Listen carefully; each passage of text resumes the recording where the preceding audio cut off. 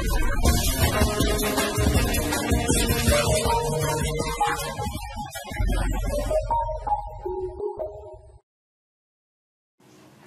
pintar dari Erlangga Pintar. Baik, dalam kesempatan kali ini kita akan membahas soal ujian nasional fisika tahun 2014 mengenai mekanika benda tegar. Atau lebih khusus lagi kita akan membahas mengenai momen gaya atau torsi. Nah, soalnya seperti ini. Ada gambar seperti ini ya. Ini sebuah batang A, B, C, D, E, F dan beberapa gaya. Nah, kita disuruh untuk menentukan besar momen gaya di titik D. Nah, karena kita disuruh menentukan momen gaya terhadap titik D, maka titik D ini adalah sebagai poros atau sumbu putar. Oke, kita mulai membahas soal ini ya. Nah, diketahui bahwa F1 sama dengan 2 Newton, kemudian F2 sama dengan 5 Newton, dan F3 sama dengan 2 Newton. Kemudian ditanyakan momen gaya terhadap titik D. Momen gaya didefinisikan sebagai suatu gaya yang bekerja pada sebuah benda tegar atau benda yang tidak berubah bentuk ketika dikenai gaya, yang menyebabkan benda tersebut berputar terhadap sumbu rotasinya atau titik porosnya.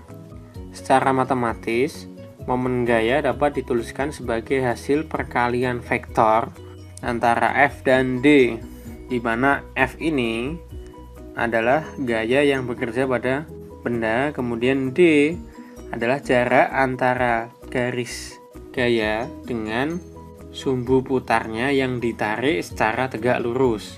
Nah, untuk lebih jelasnya perhatikan ilustrasi berikut ya. Di sini ada sebuah batang, ini ya, batang ini panjangnya adalah D. Kemudian sebuah gaya F yang arahnya ke sana yang membentuk sudut theta terhadap bidang horizontal. Nah, momen gayanya adalah gaya ini ya, dikali dengan jarak antara poros dengan garis gaya. Garis gaya itu adalah perpanjangan dari gaya ini ya, bisa ke sana atau ke sana, yang ditarik secara tegak lurus, atau garis tersebut adalah ini ke sini yang ditarik secara tegak lurus.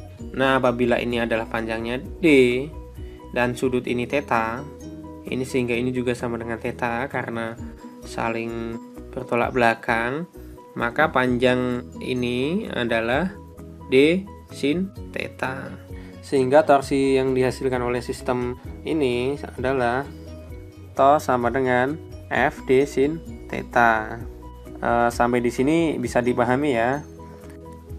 Oke, kita lanjutkan. Nah, selain pakai cara yang ini ya, ada cara lain yang lebih mudah untuk menentukan momen gaya atau torsi suatu sistem. Perhatikan ilustrasi berikut. Nah, ini tadi ada gaya yang sama ya, gaya F. Ini gaya F yang bekerja pada batang ini ya. Nah, caranya adalah kita membuat agar gaya F itu tegak lurus terhadap bidang D ini ya. Nah, ini gaya F kita buat supaya tegak lurus dengan bidang. Nah, jika gaya F ini kita uraikan, maka ada dua buah komponen, yaitu komponen ke sumbu X dan komponen ke sumbu Y. Komponen sumbu X ada Fx, yaitu sama dengan F cos theta. Pakai cos karena gaya F dengan sumbu X ini itu mengapit sudut theta. Kemudian yang komponen sumbu Y ada Fy sama dengan F sin theta. Nah, pakai sin karena gaya F dengan sumbu Y ini itu menyeberang sudut theta, jadi tidak mengapit. Oke, nah tadi dikatakan bahwa kita bikin supaya gaya F ini ya tegak lurus terhadap bidang atau batang D ini. Nah, supaya tegak lurus maka kita ambil yang Fy, sehingga momen gaya pada batang ini adalah TOS sama dengan Fd sin theta. Nah, kenapa kita tidak pakai yang komponen sumbu X? Nah, karena komponen sumbu X ini tidak menyebabkan batang ini berputar. Nah, lihat, gayanya adalah searah dengan batang, sehingga tidak mungkin batang itu berputar. Nah, dapat kita simpulkan bahwa gaya atau momen gaya yang dihasilkan oleh gaya Fx adalah 0, sehingga kita tidak perlu menghitungnya. Oke, paham ya? Nah, sekarang kita lanjutkan untuk menghitung torsi terhadap titik D di sini ya. Nah, momen gaya atau torsi terhadap titik D ini dipengaruhi oleh gaya F1, F2, dan F3, sehingga momen gayanya adalah penjumlahan dari ketiga gaya ini. Nah, ini ya. Nah, dapat kita tuliskan sebagai tau titik D sama dengan F1 kali D1 ditambah F2 kali D2 ditambah F3 kali D3 sama dengan minus F1 kali AD, minus karena F1 ini menyebabkan batang berotasi ke sana ya. Nah, karena posnya di sini sehingga batang berputarnya berlawanan arah jarum jam, sehingga tandanya adalah negatif. Kemudian ditambah F2 ini ya, F2 dikali BD, B ke D. Nah, ini positif karena gaya F2 ini menyebabkan batang berputar ke sana atau searah jarum jam.